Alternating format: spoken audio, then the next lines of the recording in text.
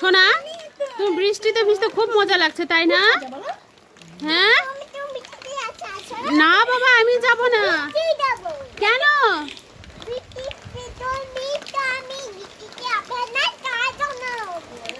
আর সর্দি লাগলে তাহলে কার কাজ পাবে? কে কান্নু করবে?